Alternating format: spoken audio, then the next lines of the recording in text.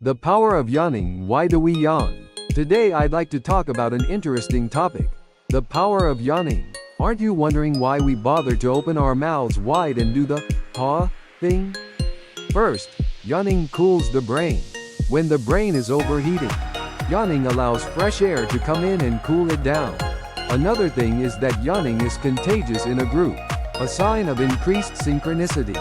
If your friends yawn, it could be a sign that you're bonding with each other. And yawning also has a stretching effect. Opening your mouth wide stretches your facial muscles and relaxes you. Next time you see someone yawn, think, oh, they're cooling their brain, or we're bonding. Lol, yawning is not just a sign of boredom.